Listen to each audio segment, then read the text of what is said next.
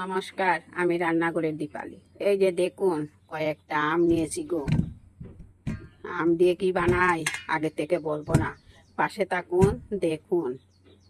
অনেক কুজাকুজি করে আমগুলা নিয়েছি, অনেকের বাড়িতে আছে, দিতে চায় না। ওই যে দেখুন, একটা বটি নিলাম, বটিটা নিয়ে এই বটি নিলাম, একটা বল নিলাম। আমগুলা ধুয়ে পরিষ্কার করে নিয়েছি, এবার কেটে নেব। এই যে দেখুন, বটিটার মধ্যে এই যে আমের খোসাগুলা ছাড়িয়ে নিচ্ছি।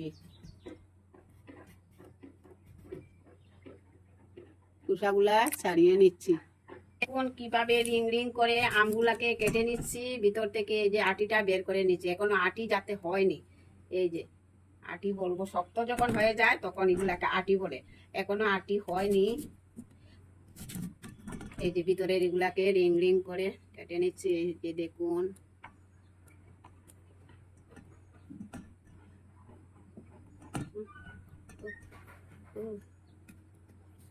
তখন এই যে দেখুন, রিং রিং করে সবগুলা কেটে নিয়েছি। এই যে কেটে নিয়েছি, কাটাটা সুন্দর হয়েছে না? আমগুলো তো কেটে নিয়েছি। দেখুন, এবারে এই যে ভিনেগার, অল্প ভিনেগার দিচ্ছি। এই যে দেখুন, স্বাদ মতো বা পরিমাণ মতো নুন দিচ্ছি। এই যে চিনি দিচ্ছি। ভালো করে মিক্স করে নেব, ভালো করে মিশিয়ে নেব এই খুন্তি সাইড দিয়ে। এই যে দেখুন, এবার একটা চাপা ঢাকা দিয়ে রেখে দেব কতক্ষণের জন্য। এই যে রেখেছিলাম, তা দিয়ে কি বানাবো তার উপকরণ। এটা হচ্ছে এই যে চুকা পাকড় বলে, এইটা এটা হচ্ছে দেখুন কি, ধনিয়া, কালো জিরা, এই যে মিষ্টি গুয়া মুসুরি, বিট নুন, জিরা, ওইটা হচ্ছে মেথি, ওইগুলা তো শুকনা লঙ্কা। এই যে আমগুলা কেটে, আর লাগবে চিনি। এই যে দেখুন, আর লাগবে চিনি। আমগুলা তো কেটে রেখেছিলাম, এই যে ঢাকনাটা উঠাচ্ছি। দেখুন, অল্প অল্প জল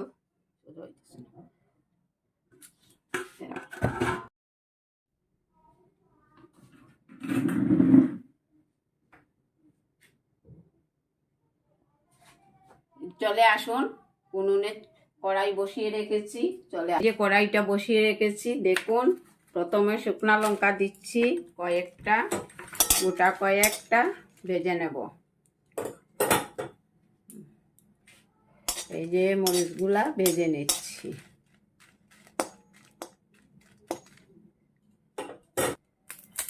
এবারে দিচ্ছি একটা তেজপাতা ওইটার সঙ্গে।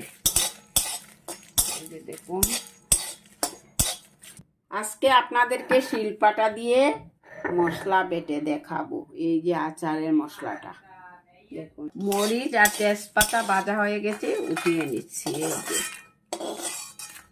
নামিয়ে নিয়েছি। এই যে দিয়ে দিয়েছি ধন্না, এই যে গুয়া মুসুরি, মিষ্টি গুয়া মুসুরি, অল্প জিরা, পাঁচফোড়নের মতো, অল্প মেথি, এই যে কালো জিরা, এগুলি ভেজে নেব সব। এগুলো ভাজা হয়ে গেছে, নামিয়ে নেব এখন। এই যে নামিয়ে নিয়েছি। এবার করার মধ্যে অল্প জল দিয়ে দিচ্ছি। এই যে চিনিগুলা দিয়ে দিচ্ছি, দেখলেন তো।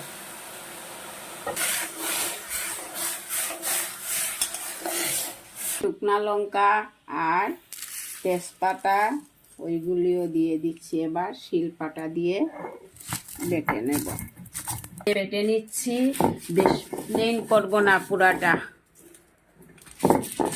পুরাটা প্লেন করব না একদম।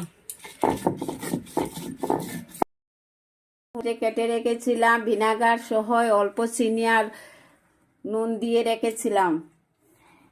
দেখছেন তো, অল্প জল ছেড়ে দিচ্ছে। এই যে আমের গায়ে জল, প্রথমে জলটা দিয়ে দিচ্ছি, সঙ্গে সঙ্গে এটাও দিয়ে দিচ্ছি।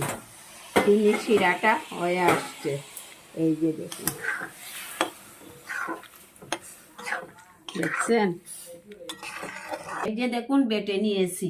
হয়েছে না? হয়েছে গো। এই যে পরিপূর্ণভাবে সিদ্ধ হয়ে এসছে আম।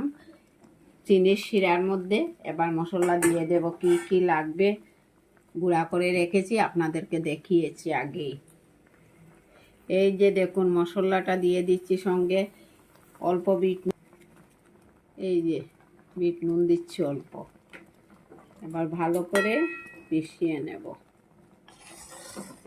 এই যে হালকা হাতে নাড়তে হবে, শিরাটা একদম শুকিয়ে আসবে। যে দেখুন ভাবে একদম শিরা শুকনা শুকনা হয়ে একদম আচার হয়ে গেছে, নামিয়ে নেব। বেশি শক্ত করব না, চিনির শিরা তো টানবে, শেষে পিসগুলো মুখে দেওয়া যাবে না। এই যে কে কে আমার এই আমের আচারটা ভালো লাগে কমেন্টের মাধ্যমে বলবেন। দেখুন খেতে কিন্তু খুবই ভালো হবে, সেন্টও দুর্দান্ত হয়েছে গো।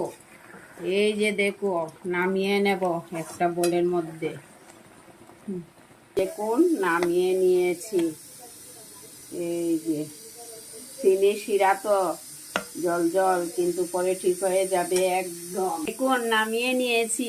এই যে একটা টেস্ট করছি, কিন্তু এই যে এক পিস টেস্ট করছি, দেখছি খেতে কেমন হয়েছে, লবণ টবণ সব ঠিক আছে নাকি। খুব টেস্টি হয়েছে গো, খুব টেস্টি হয়েছে। আপনারা বাড়িতে এইভাবে কাঁচা আম দিয়ে আচার বানিয়ে রাখুন, অনেক দিন খেতে পারবেন। দূর দেশান্তরে ছেলে মেয়েরা থাকলে কৌটা ভরে দিয়ে দিতে পারবেন সঙ্গে। কেমন হয়েছে আমার এটা, যদি ভালো লেগে থাকে অবশ্যই লাইক কমেন্ট করবেন, আমার পাশে থাকবেন বন্ধুরা। আগামী দিন দেখা হবে নতুন আরো একটা রেসিপি নিয়ে। কেটে কেটে দেখবেন না বন্ধুরা, বহুত কষ্ট করেছি, পুরা ভিডিওটা কেটে কেটে দেখবেন না, মনোযোগ সহকারে দেখবেন। নমস্কার।